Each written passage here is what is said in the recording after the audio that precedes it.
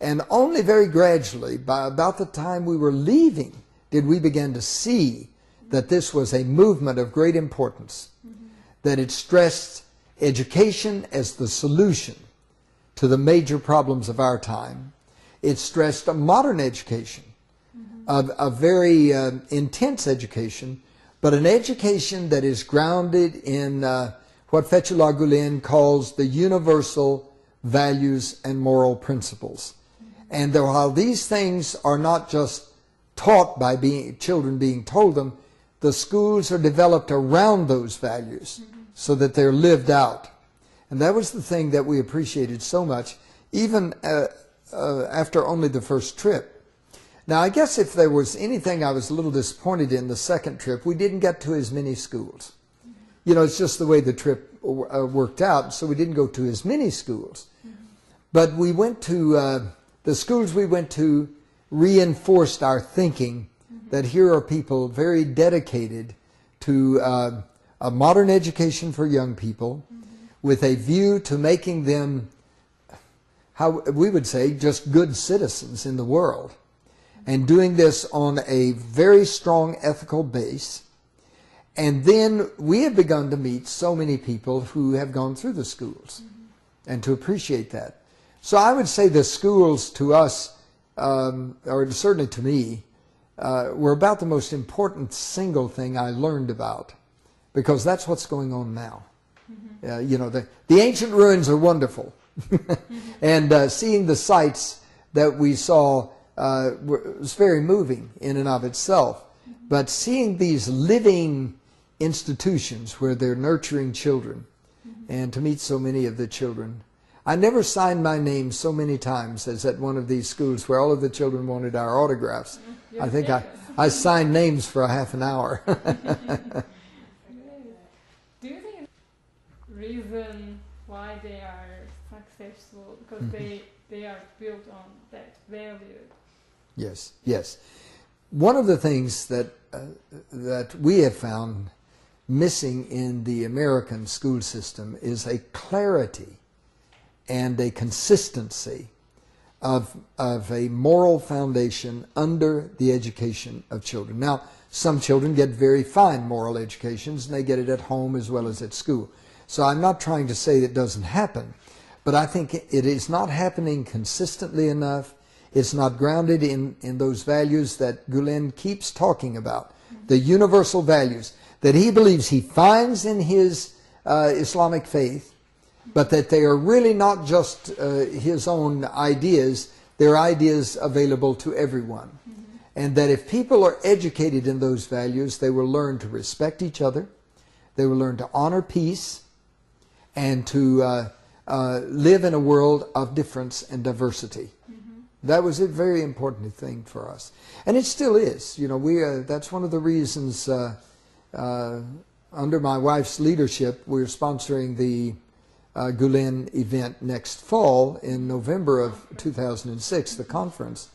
We want that event to be in this area, to begin to spread to this area more understanding of Islam, more understanding of the people of this movement, so that that can be a contributor to the dialogue we keep talking about. This conference project, and did you come back with any other projects or different hopes this time? Well, you know, this has hit us, as we say in America, this has hit us between the eyes. I've said 2 years ago, certainly now, maybe 2.5 years ago, I knew the name Fethullah Gulen. I knew that there was a country called Turkey, and I knew about where it was on the map. And I knew 2 or 3 Turkish friends, but I didn't know them well. And so what we have been learning has been very intense. And I feel more ignorant now than I ever have, because I see how much there is to know. So I think another of my projects is to intensely learn about Islam in general, but also I'm focusing on Turkey because that's where my experience is. and I want to learn it in the context of the people of Turkey. I can learn other people's traditions as well, but this is the one that has invited us into their world. And so one of my projects this year is just a very personal project to understand more fully the Turkish history, the Turkish people, where they are striving to go now into the future with the effort to become a part of the European Union. That's a very important thing. I want to understand that better and appreciate the process that would involve. I also want to appreciate the struggle of Islam in Turkey. That is, struggle. How do you have a secular state, as you do, a very strong secular state, and still have a good basis for practicing the dominant religion of the state, of the country? You know, I don't care if the state is secular, the culture is Islamic. And I want to see how that works together. So I'm studying that particularly this year. So that's one of my projects. And then I think what this has done in general, and I don't want to speak overly for my wife, but she and I work very closely together in these matters. And the thing that I think it does for us is to give us a basis for talking to students and working with them. And then when we go out into the public, and my wife speaks frequently at events and public events and in churches, we are constantly talking about these things. And one of our aims is to help Americans be informed, because much of the negative attitude that people can have in the popular culture toward Islam is just based on ignorance. And they don't know what's going on, and they don't understand. And if they did understand, they would not do that. So, you know, they would not speak the way they do. They would not have these attitudes. And there is no war between Islam and Christianity, in my judgment. There's no war between the United States and Islam. I don't want there to be that, and I will not support that. I'm an American, but I am not going to support that, because I believe the Muslim people are a people of quality faith and depth, and we need to honor that and need to learn how to talk to each other about it. So that's my story. Good.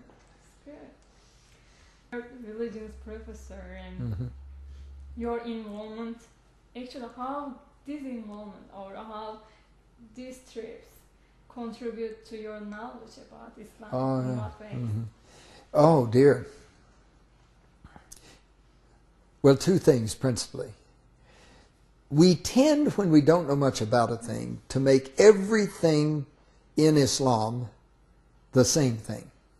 You know, that this is taught and this is what every Muslim in the whole world believes.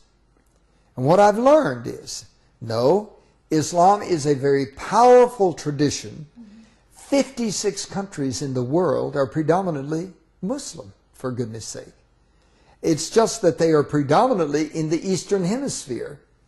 And therefore, in the West, they have been taken for granted or ignored for many years, and that just will not do. And as a result, I've learned the rich complexity of Islam, that it varies from culture to culture, and that people have different understandings of it, but they are still all Muslim. You know, they still come out of certain basic things that they hold dear. We have had speakers on our campus, you know, Pakistani speaker. We have had speakers from other Muslim countries who have come in and shown us how to look for the common ground as well as the differences within Islam. And I've learned to appreciate that. And therefore, the tradition to me has become much richer,